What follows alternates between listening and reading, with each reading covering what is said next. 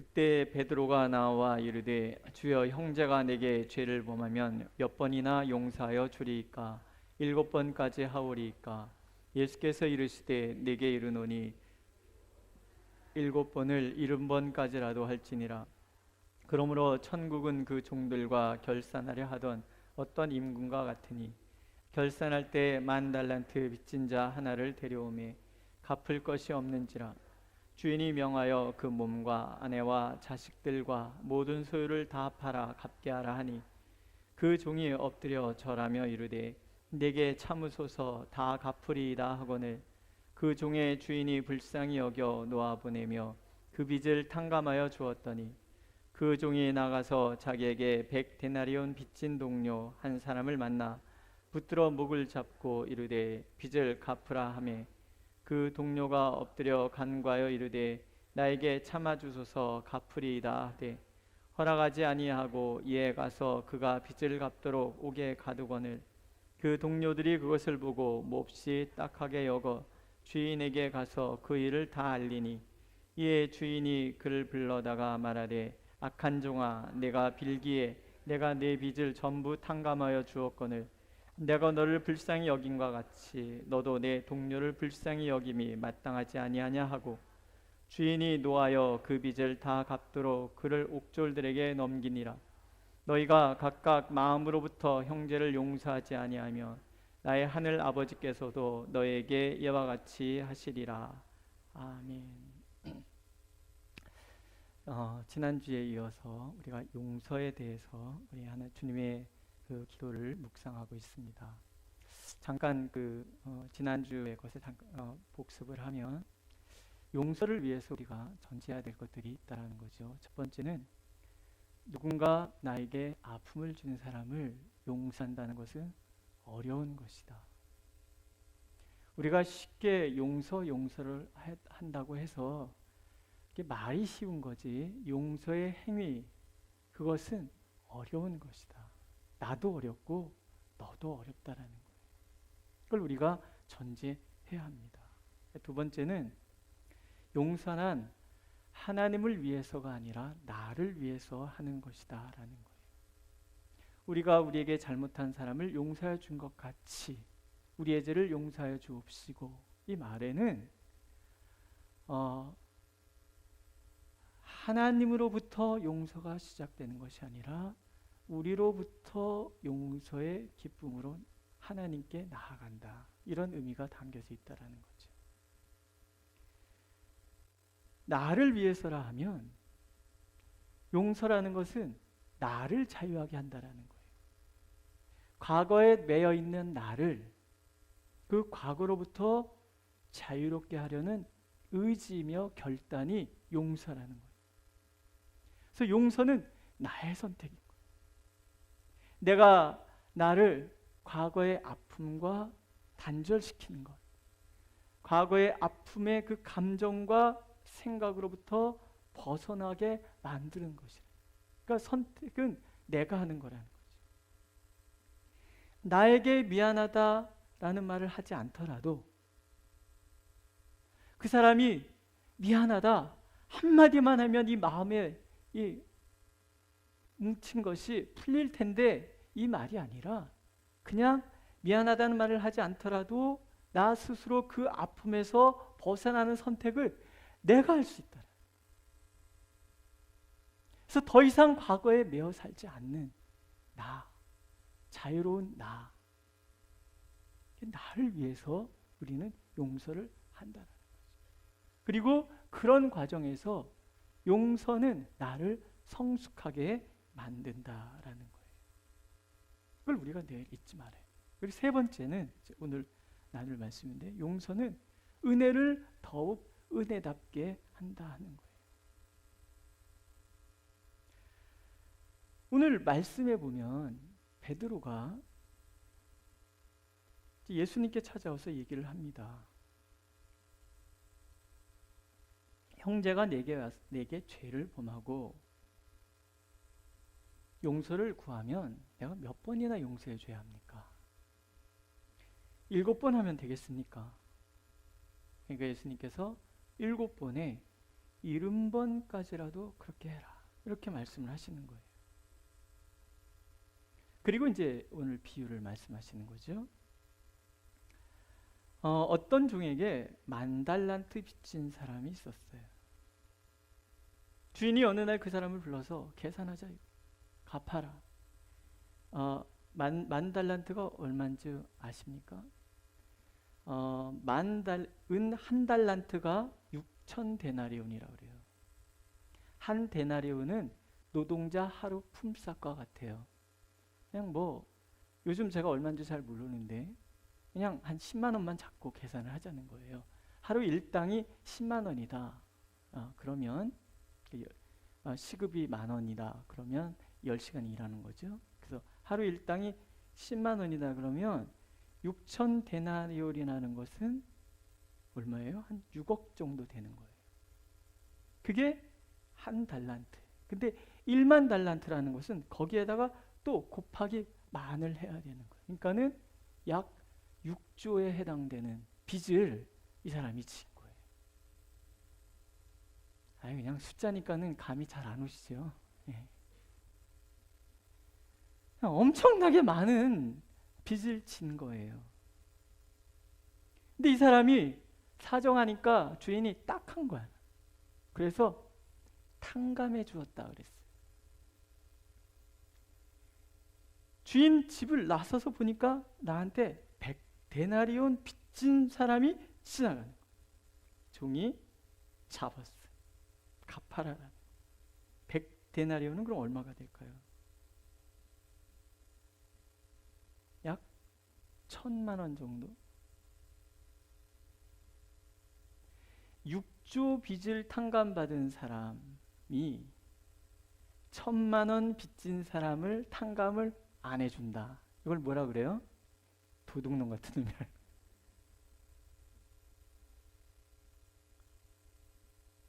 그러니까 내가 하나님께 받은 그 은혜라는 것은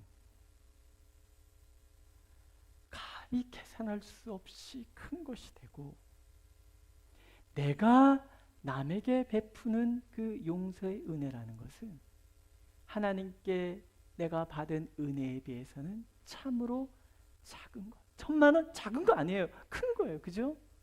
1,000만 원 큰 거예요. 하지만 하나님께 받은 은혜에 비해서는 참 비교할 수 없을 정도로 작은 것이라.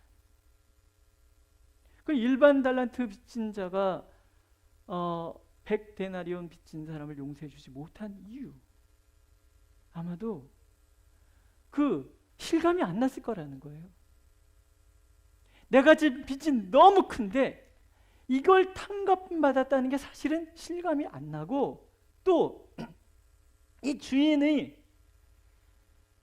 탕감해 줬다 하지만 이걸 갚아야 될 빚이라고 생각을 했을 수 있다. 대가 없는 용서가 어디 있어요? 공짜가 세상에 어디 있냐는 얘기죠. 우린 그러고 살아요. 공짜가 어디 있습니까? 그래서 어렸을 때 공짜 좋아하면 안 된다는 얘기 많이 들었어요. 세상에 공짜가 어디 있어요? 근데 하나님의 은혜가 공짜라는 것이, 공짜가 어딨냐라고 생각하는 사람들 사고 속에서 이게 이해가 될까요? 안 될까요? 잘 이해가 안 되는 거예요. 값없이 베푸시는 은혜라는 게 있을 수 있냐는 얘기죠. 근데 하나님은 있다. 그게 뭐예요? 하나님의 사랑이라.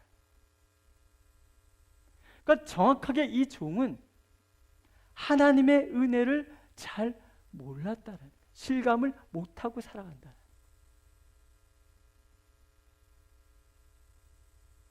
7번 용서해 주는 게 얼마나 엄청납니까? 한 번 용서하기도 힘든데요. 저도 과거에 내게 상처 준 사람 잘 용서가 안 됩니다. 그래서 제가 제 자신을 보면서, 야, 내 뒤끝 장난 아니다. 내 뒤끝이 만리장성인가 보다. 그러고 살아요.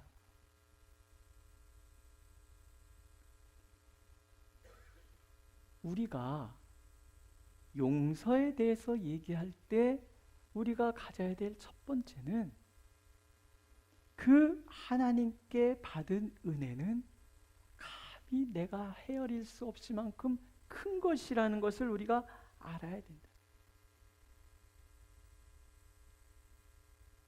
용서에 대한 은혜를 이 귀로만 듣고 내 몸과 마음으로 체득하지 않으면 우린 이 종과 같이 살아갈 수밖에 없다라는. 하나님은 질문하시는 거예요. 너희가 다른 사람이 너희에게 아픔을 준 다른 사람을 용서하지 못한다는 것은 하나님께서 우리에게 베푸신 은혜의 가치를 모른다는 것이고, 또 그 은혜의 열매가 내 삶에 맺혀지지 않는다는 거예요. 그래서 주님의 은혜가 우리를 어루만지고 또 그 은혜의 열매가 내게 맺혀지는 기쁨을, 용서가 뭔지를 모르면 알 수 없다라는 거예요. 예수를 믿으면서도 과거에 매여 살거나 죄책감에서 벗어나지 못하거나 그리고 관계가 늘 회복되지 못하는 그런 관계로 남아있다는 거예요.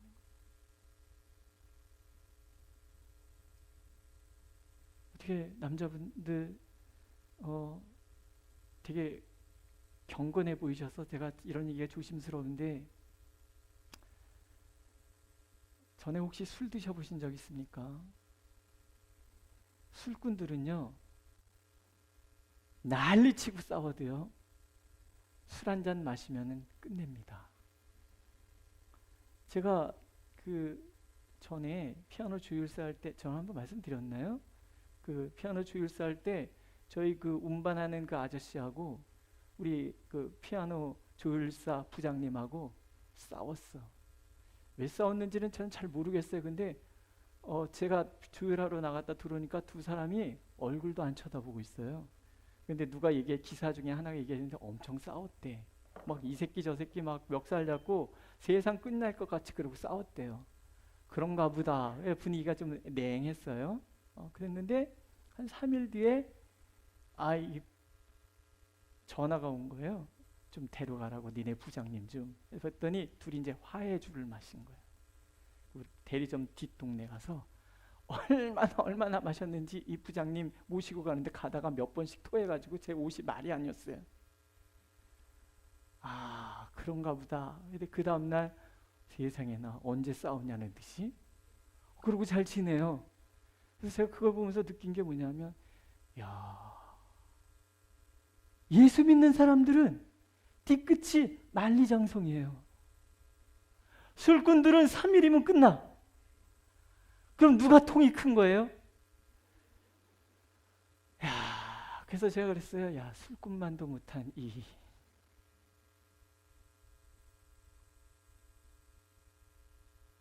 술의 은혜가 얼마나 큰지.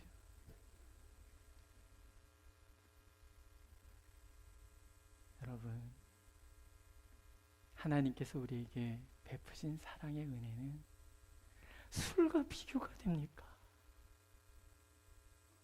그래요. 아멘. 이럴 땐 아멘 하셔야 돼요. 근데 우리 얼마나 꿍하고 사냔 말이죠.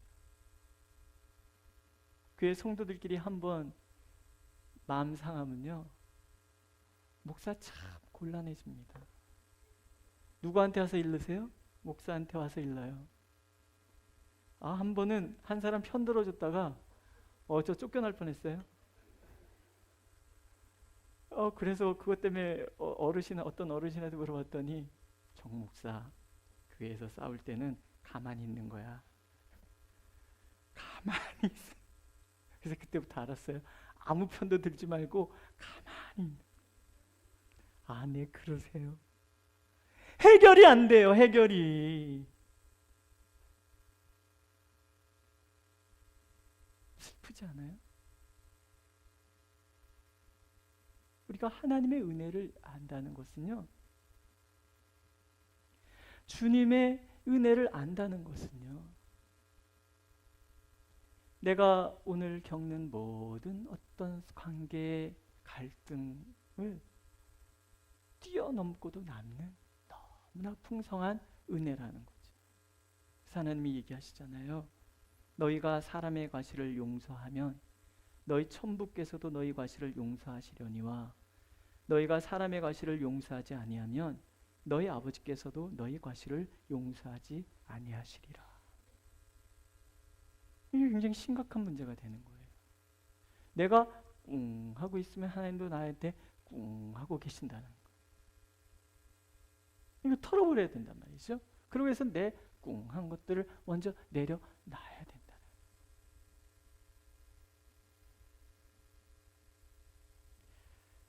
그럼 어떻게 용서에 이룰 수 있을까? 그걸 이제 오늘 차근차근 한번 우리가 점검해 볼게요.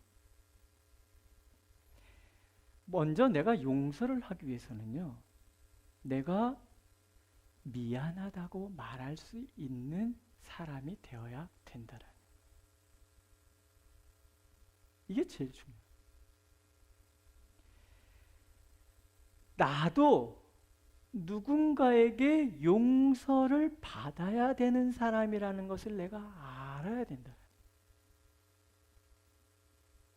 1만 달란트 빚진 자가 바로 나라는 것을 우리가 기억해야만 우리는 용서의 은혜로 나아갈 수가 있는 거예요. 나는 의로운 사람이야. 나는 누군가에게 용서받을 만한 행동을 한 가지도 한 적이 없어. 이런 생각에 사로잡혀 있다면 나는요, 남을 용서할 수가 없어. 왜? 나는 잘못한 적이 한 번도 없거든. 근데 너는 왜 그러냐는 얘기죠.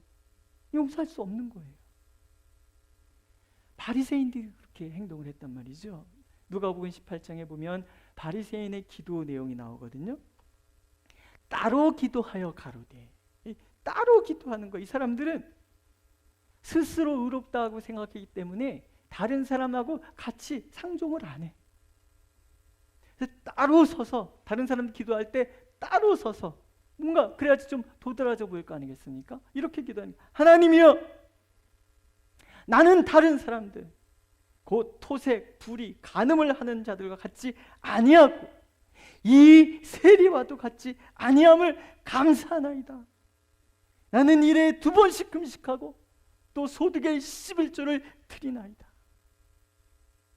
이렇게 기도합니다. 그 옆에 세리는 감히 하늘을 쳐다보지도 못하고 가슴을 치면서 나는 죄인입니다. 나는 죄인입니다. 그러고 기도합니다. 근데 해석하게도 바리새인 이 사람은 하나님께 의롭다라는 소리를 듣지 못하고 성전을 내려가요. 불행한 거죠. 나도 죄인이고 또 죄인이었다는 것을 기억하는 것, 나 자신의 잘못된 행동이 누군가에게 아픔을 주고 있었다는 것을 깨닫고 시인하는 경험을 하지 못한 사람은 결코 용서의 은혜를 알 수 없고요, 그렇기 때문에 타인의 잘못을 용서할 수 없다라는 거예요.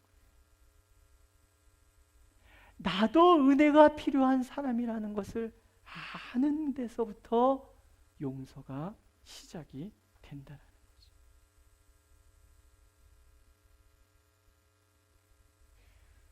내가 먼저 용서를 구한다는 두 번째는 의미는요, 나의 죄를 또 잘못을 고백할 수 있어야 된다. 용서는 내가 나를 용서하는 게 아니에요. 내가 아픔을 준 사람이 나를 용서하는 거예요. 전에 그 밀양이라는 영화 혹시 보신 분 계신지 모르겠습니다. 거기에 보면 자기 아이를 유괴해서 죽인 사람이 감옥에 갇혀 있어요. 근데 굳이 이제 이 아줌마가 예수 믿고 그 사람을 용서해 주러 가요.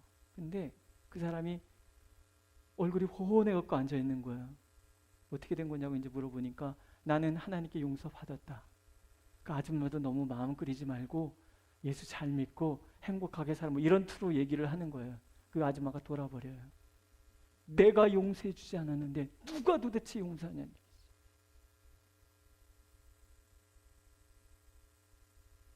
기독교에 대해서 살짝 비틀어서 비판한 내용이죠. 어떤 죄가 떠올랐을 때 1차적으로 하나님 앞에 그 부분을 털어놓고 용서를 구하는 거 굉장히 중요해요. 그걸 우리 회개라고 그러죠.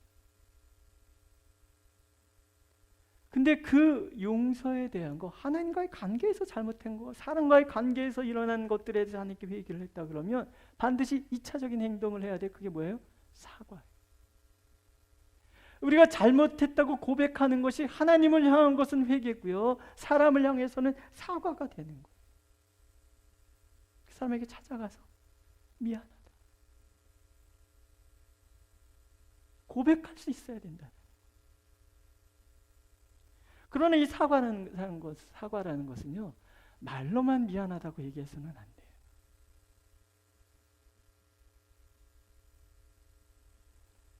내가 아는 어떤 새끼가 이 새끼가 지네 누나를 승질난다고 막 팬 거예요. 그리고 저녁 때 지네 엄마한테 미안해 이랬대. 그래서 어떻게 했어요? 그랬더니 오늘은 말하지 마 그랬다는 거예요. 그래서 제가 그 엄마한테 뭐라고 했어요? 어떻게 가족이 가족을 때려요? 또 동생이 어떻게 누나를 때려? 그럼 이 새끼는 와갖고 무릎을 꿇고 빌어야 되는 거예요. 미안해? 이게 무슨 미안해야? 미안해는 책임이 동반돼야 되는 거거든요. 행동이 따라와야 되는 거예요. 내가 되게 잘못한 사람한테 가서 미안해, 그 한마디에 그 사람의 마음이 해결이 되냔 말이죠. 분노가. 미안하다라는 것은 그 분노가 사라질 때까지, 그게 사과인 거예요. 사과하러 가서 꿀 먹어야 되는 거예요. 수모도 당해야 되는 거예요. 값을 치러야 되는 경우에는 값도 치러야 되는 거예요. 하나님이 속건제를 제정하셨잖아요. 잘못했을 때는 그에 대해서 내가 배상까지 해야 되는 거예요. 그리고 나서 하나님 앞에 속죄제를 드려야 이 죄를 하나님이 용서해 주신다고 말씀하시는 거거든요. 이게 뭐예요? 책임을 강조하는 거예요. 입으로만의 회개가 아니라 그 잘못에 대해서 내가 책임을 지는 거, 이게 사과거든요. 미안해. 머리끼덩이를 잡고 뭐가 미안해? 네가 내 마음을 알아? 그러면서 막 울고 막 이래도 견뎌야 되는 거. 잘못했으니까. 그게 책임이라는 거. 너무 쉽게 미안해. 아니에요. 마음을 담아서 미안하다. 상처받은 사람은요, 또 얘기하고 또 얘기하고 또 얘기하고 뒤끝이 만리장성, 그죠? 만리장성도 끝나는 날이 있는 거예요. 그때까지 미안해, 원망하면 미안해, 원망하면 미안해, 원망하면 미안해. 이게 책임 있는 사과라는 거예요. 우린 이거를 잘 못해요. 하나님 앞에서도 여기에 대한, 죄에 대한 무거운 책임감, 이게 진정한 사과라는 거예요.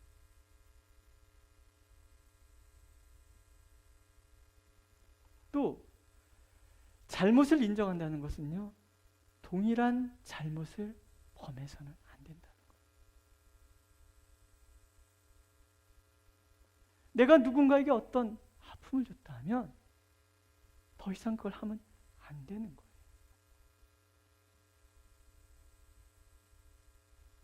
뭐 이제 상담을 하다 보면 뭐 이런 사람 저런 사람 얘기 이렇게 뭐 듣다가 보면 참 기가 막힌 일들도 많아요. 기가 막힌 일도 많은데 제 앞에 와서는 뭐 세상에 그렇게 처절하게 회개하는 그런 사람은 없죠. 며칠 지나면 또 그 짓 또 해. 그건 회개가 아니라 동일한 죄를 반복해서는 안 되는 것. 이게 진정한 회개, 이게 진정한 사과라는 거죠. 모르겠어요. 우리 교회는 어떤지 모르는데 가정폭력이라는 거 있잖아요. 이게 습관 같은 거거든요. 얼마나 빌기든 잘 부는데요.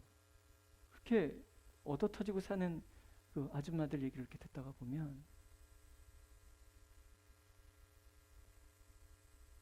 그래서 그렇게 두들겨 패고는 그 다음날 와서는 아주 싹싹 빈대요. 다시는 안 그러겠다고 빈대요.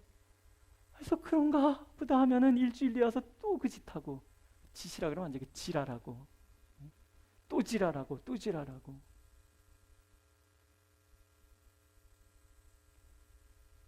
이건요, 우리가 경계를 정해야 되거든요.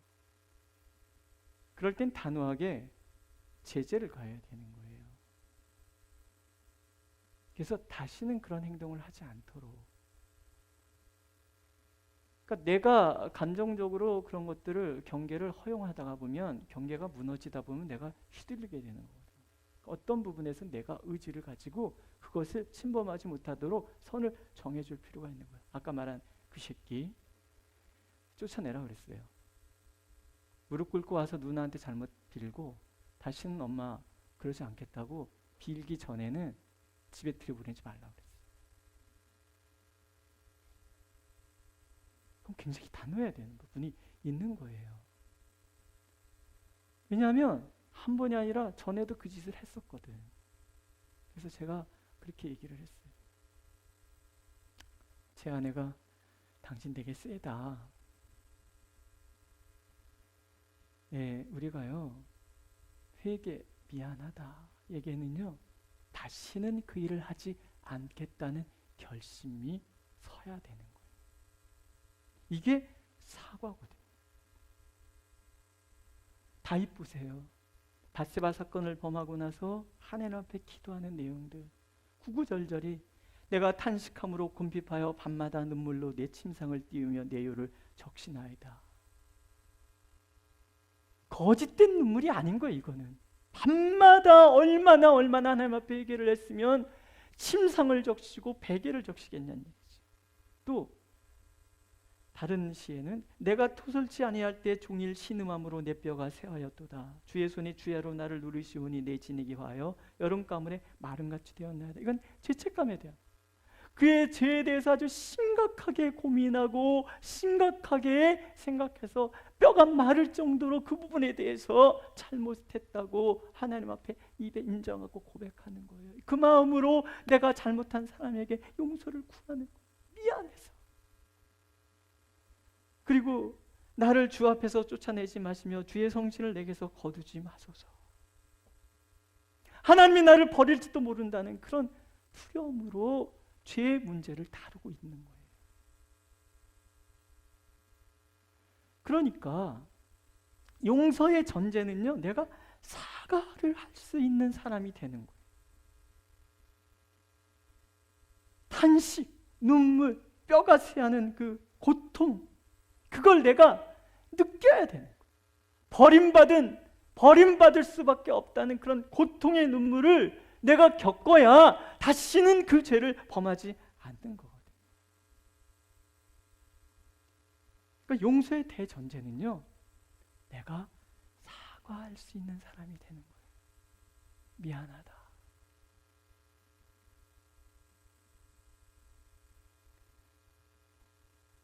두 번째는요, 이해하는 거예요.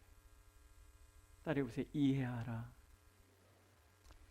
정죄하고 비판하기는 굉장히 쉽습니다. 하지만 입장 바꿔놓고 생각하는 것은 어려운 거예요. 사람이 어떤 행동을 할 때는 반드시 이유가 있는 법입니다. 그렇지 않습니까? 내가 하는 행동, 말 한마디 한마디에는요, 사실은 이유들이 있어요.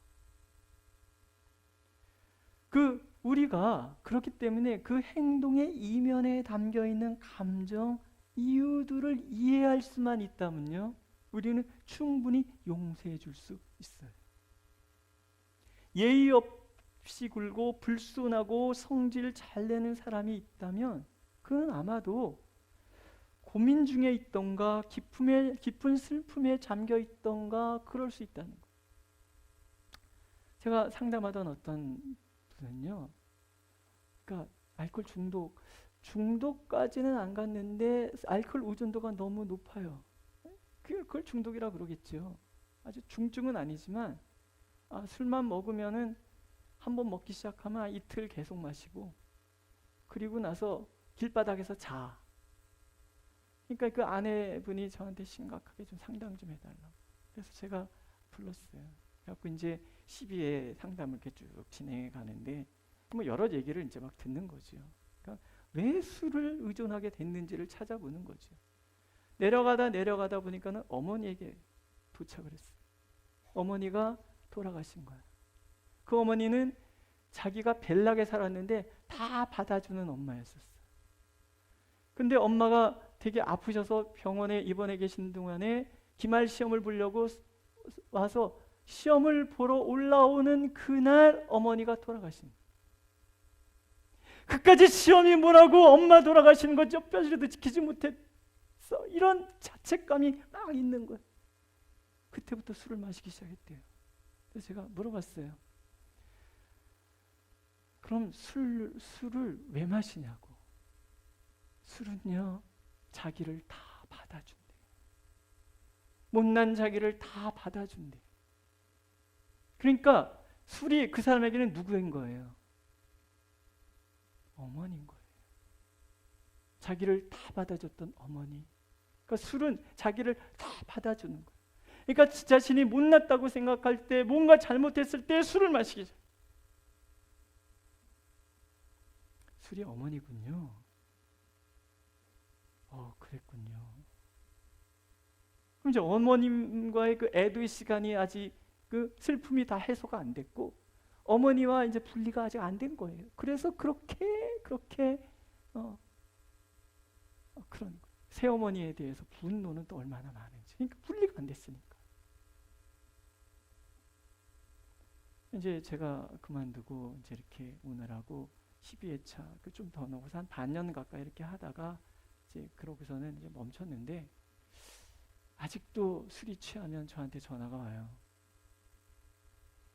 제가 교회 떠나면서 이제는 목사님 아니야, 형이야, 형 그랬거든요.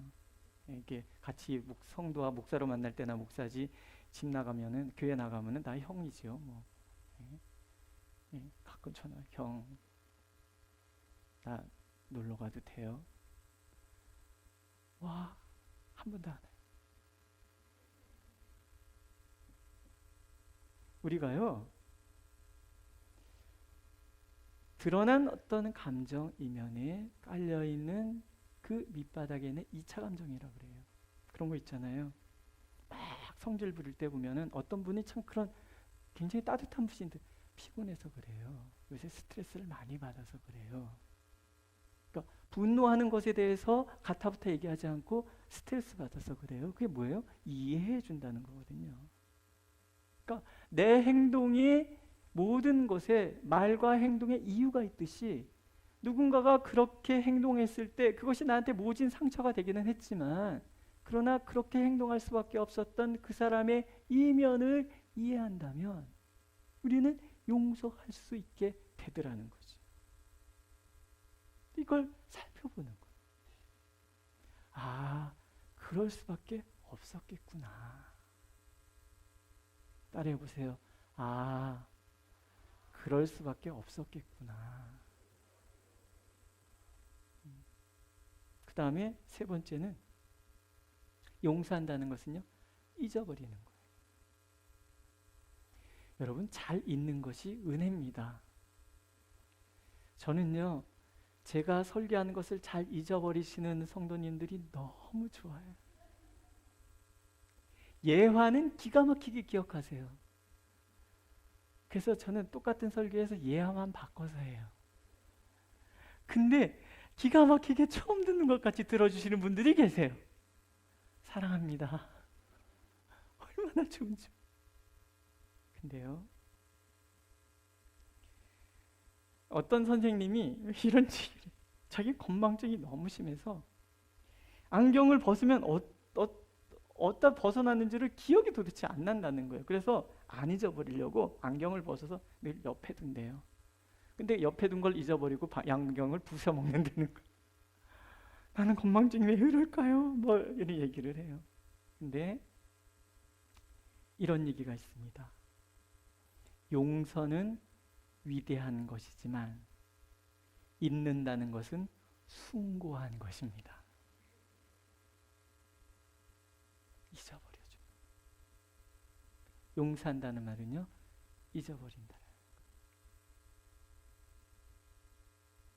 안 잊혀지잖아요. 그래서 지워주십시오. 잊어버리게 해주십시오. 나를 위해서도 그렇고 그 사람을 위해서도 그렇고 잊어버리게 해주십시오. 우리는 그런 기도를 해야 된다는. 건망증이요, 나를 불행하게 만드는 것이 아니라 때로는 그게 놀라운 하나님의 은혜라는 걸 우리가 기억할 수 있었으면 좋겠습니다. 그 다음에 사랑을 구해야 돼요. 그리스도인의 특징을 한마디로 말하면 사랑이잖아요. 누구도 도달할 수 없는 사랑이고 누구도 패할 수 없는 사랑을 가진 사람들이 우리란 말이지. 그게 주님의 뜻인 거예요. 그런데 우리 안엔 이런 사랑이 없다는 게 문제예요. 사랑은 하나님이 우리에게 주시는 선물이거든요. 우리가 우리에게 잘못한 사람을 용서해 준 것 같이 라는 구절을 주님이 그 가르쳐주신 기도문 안에 주님이 넣으신 이유가 뭘까요? 우리가 용서를 잘하는 사람이기 때문에? 아니에요. 우리는 용서할 수 있을 만한 사랑이 요만큼도 없는 사람이기 때문에, 우리는 뒤끝이 만리장성이 아니라 지구를 7바퀴 도는 것보다도 더 긴 그런 끈끈함을 가지고 있는 사람이기 때문에 매일 이 기도를 하면서 용서할 수 있는 사랑을 구하라. 우리가 우리에게 잘못한 사람을 용서해 준 것 같이 그런 사랑을 우리에게 주시옵고, 뒤에 하나님이 우리를 용서해 주시고, 이거는 하나님은 당연히 용서해 주시잖아요. 그렇잖아요? 그래서 앞에 있는 거야. 이게 우리가 우리에게 잘못한 사람을 용서하여 준 것 같이, 하나님, 저는 용서할 수 있는 사랑이 없는 사람입니다. 그러니까 손양원 목사님 같은 분을 사랑의 원자탄이라고 표현하는 이유가, 그분인들 용서할 수 있겠습니까? 자기 아들을 죽인 그 인간을? 그래서 저는 그분은 정말 새벽마다 그 양아들로 잡은 그 원수 같은 그 아들을 볼 때마다 아마 하나님 앞에 기도했을 것 같아요. 하나님, 용서할 수 있게 해달라고. 용서할 수 있게 해달라고. 기도해야 돼요. 용서할 수 있게 해달라고. 왜? 그래야 내가 하나님의 용서를 만날 수 있잖아요. 하나님의 용서를 얻는 조건이 우리에게 잘못한 사람을 용서하는 것이어야 되잖아요. 어려운 거예요. 5번째는요, 두려움과 맞서야 됩니다. 우리가 사과를 잘 못하는 이유는요, 두려움 때문이에요. 용서해 주지 않을까 봐. 내가 가서 미안하다고 얘기했는데 그 사람이 안 받아줄까 봐. 면전에서 큰 모욕당할까 봐 두려워서 우리는 사과 잘 못해요. 그래서 사과하기 위해서는요, 용기가 필요합니다. 두려움과 맞서야 됩니다. 기꺼이 책임지려는 용기가 있어야 되고요. 용서하는 사람이 가진 아픔의 깊이, 얼마나 아팠을까를 공감할 수 있는 용기가 있어야 되고요. 용서한다는 것이 얼마나 어려운 것인가를 알아야 된다는 거예요. 이런 과정을 통해서 내가 용서받은 경험을 했을 때 우리는 누군가를 향하여 기꺼이 용서로 나갈 수가 있는 거예요.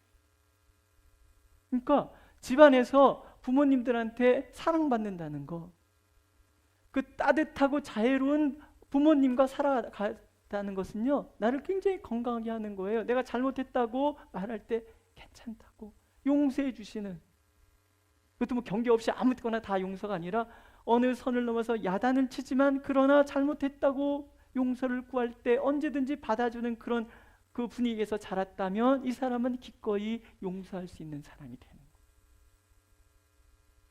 근데 우리는 어떤 용서를 받았습니까? 서두에 말씀드린 것처럼 하나님께서 나의 죄값을 위하여 아들을 내어주시는 그런 사랑을 우리는 경험한 사람. 그 사랑을 알면 알수록 우리는 기꺼이 용서할 수 있는 사람이 되고요. 그 사랑을 알면 알수록 기꺼이 우리는 찾아가서 정말 미안하다고 책임지는 말을 할 수 있는 사람이 되는 거라는 거죠. 예수님 보세요. 십자가에 당신을 못 박는 그 우리를 바라보면서 그 고통 중에 하나님께 기도하잖아요. 아버지, 저들을 사하여 주옵소서. 자기들이 하는 것을 알지 못함이니이다. 제가 어렸을 때 우리 목사님, 교육 목사님 방에 이 액자가 이렇게 걸려 있었어요. 예수님, Father, forgive them, 뭐 이렇게 영어로 써 있는 거 있잖아요. 제가 그 방에 놀러 가서 그 목사님 방에 와서 이렇게 그걸 보면서 어렸을 때 생각 많이 했어요. 저게 가능해? 저게 가능해? 여러분, 그게 가능합니까? 예수님이 그러셨다라는 거예요. 오늘도 나를 바라보시면서 내가 내 모든 죄를 다 용서한다. 우리가 이것을 깨닫는다면, 우리가 이 용서의 사랑을 내가 받아들인다면 나는 과거의 모든 아픔으로부터 자유해질 수 있는, 내 안에 누군가를 향한 용서의 사랑이 피어오르기 시작하는 거예요. 자, 주님이 하신 말씀을 다시 한번 들어보세요. 너희가 각각 마음으로부터 형제를 용서하지 아니하면 나의 하늘 아버지께서도 너희에게 이와 같이 하시리라. 마음으로부터 용서하지 않으면 하나님 아버지께서도 용서하지 않으신다. 마음의 문제잖아요. 사랑의 문제잖아요. 마음의 자유에 대한 문제이고 사랑의 풍성함에 대한 문제라는 거예요. 용서는 나를 위한 거예요.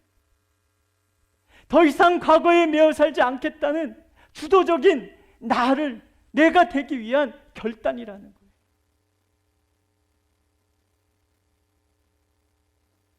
누구 때문에 마음이 상하시면 안 돼요.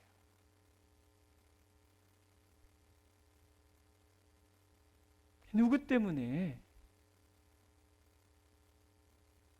그 인간만 없어도 내 삶이 편하겠다, 그럴 필요가 없는 거예요. 내 스스로 결정해서 누구도 내 감정을 지배하지 못하도록, 누구도 내 생각을 지배하지 못하도록, 누구도 오늘의 나를, 과거의 그 무엇도 오늘의 나를 지배하지 못하도록 떨쳐버려야 되는 거예요. 그 주도적인 결단을 용서다. 그래서 주님은 이 기도를 날마다 하면서 우리가 기꺼이 용서로 나아가는 그 엄청난 은혜를, 그 엄청난 자유함의 은혜를 누리며 살아가는 우리가 되기를 간절히 원하고 계십니다.